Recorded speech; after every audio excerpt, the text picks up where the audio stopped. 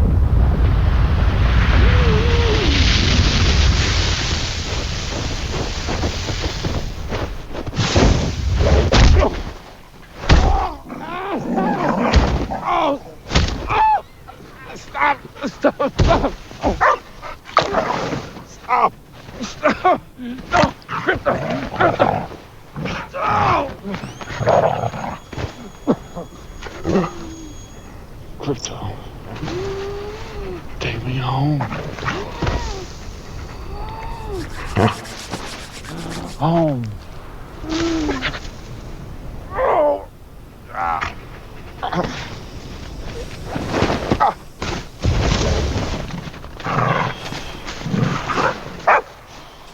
Crypto. Home.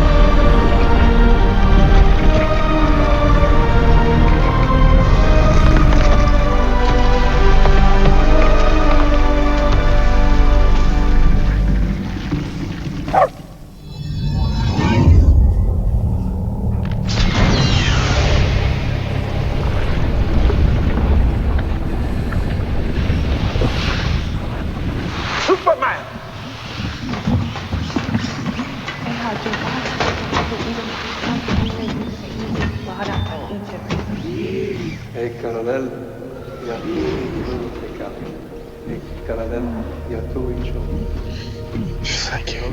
No need to thank us, sir, as we will not appreciate it. We have no consciousness whatsoever. Merely automatons here to serve. Meet 12. She's new. He looked at me. 14 fractured bones. Damage to bladder, kidney, large intestine, lungs. With a healthy dose of yellow sun, we'll have you up and at 'em in no time. Level 4? 292 times Saharan Prime, please, Swan.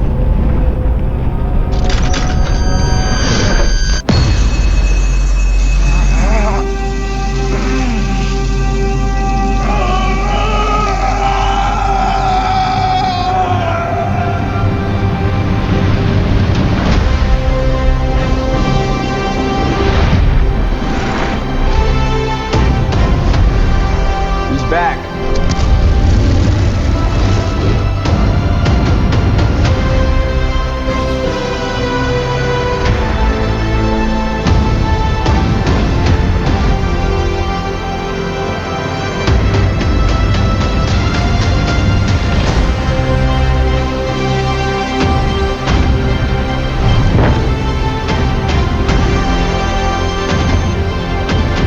Superman.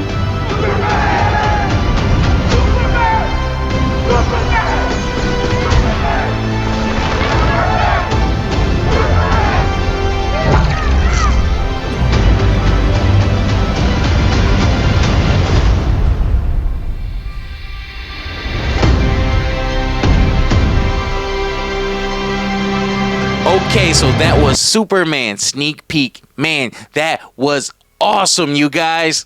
Crypto, a great addition to the Superman movie. I like where James Gunn is going with this, and you can clearly tell that Arctic scene is the very beginning. So we're skipping all the origin stuff. He's gonna have his powers as soon as the movie starts, which is great because it always seems like DC is stuck in the origin movie sequence. I am glad to hear that this Superman story picks up with him already being powered up. We got a good clean look at the fortress, you guys. What do you guys think about the fortress? It looked magnificent to me. I love the robots. Love how they were responding to Superman. He said, "Don't thank me for we don't have any consciousness." Like, he's just looking like, come on, man.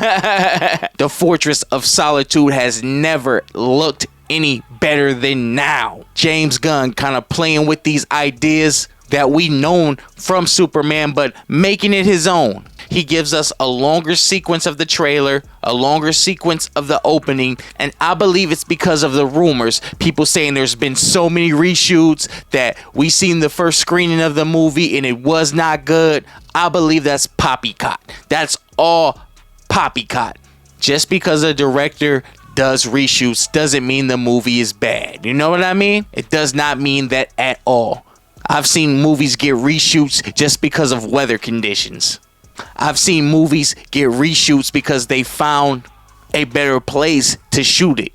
It wasn't something necessarily wrong with the film that they had to do a reshoot. And I believe this is the case for the Superman film. So James Gunn drops this unofficial trailer, just an extended version of what we already seen. For a brief moment, it is in a cohesive sequence, just to show us, yo, don't be worried. You have nothing to worry about. I know what I'm doing. I've been making good superhero comic book movies for the last decade. You seen what I did with the Suicide Squad. Don't worry. Superman's one of my favorite characters. I got this. Hey, I'm not worried, James. You got it, baby. You got it. You got it. What did y'all think about the extended trailer of the Superman movie? Drop it in the comments below. To me, it seems like James Gunn is going to revive a lot of characters that we have not seen in Superman films for a while. I would be surprised if we didn't get Steel in a movie. Who knows, we might get Streaky the Super Cat since we got Crypto. Oh yeah, there's a Streaky the Super Cat. There's a cat out there that can fly and do what the heroes do as well. We might get a Perry White, a Bizarro, a Bibowski. You know, just these smaller characters that really make up Superman in the Metropolis universe. Who do y'all think we will see that hasn't appeared in any movies? I do think we're going to get Streaky the Super Cat. Watch. Okay. So we are fresh off that exclusive sneak peek at the Superman trailer extended version. Now I have some articles from CBR.com that unveil some more cool stuff that you might not know. I'm your boy SUPA. This is Power of Comics. Let's get into it. The DCU begins with Creature Commandos and Superman. Superman will be the first feature film in DC Studios, a new DCU, following the release of the animated series Creature Commandos, which officially marked the launch for the cinematic universe, along with directing the movie. James Gunn is a producer alongside DC Studios co-CEO Peter Safran. Gunn also wrote the screenplay. The film is executive produced by Nicholas Yordo, Chantal Nungvo, and Lars Winter. In the film per Warner Brothers, Gunn takes on the original superhero in the highly imagined DC universe with a singular blend of epic action, humor, and heart, delivering a Superman who's driven by compassion and an inherent belief in the goddess of humankind. Full details about the plot are not yet known, though Gunn has confirmed that Lex Luthor will be serving as the primary villain. Luthor's concerns about Superman in the new sneak peek offer another sign at the volatile relationship that will be explored between the characters.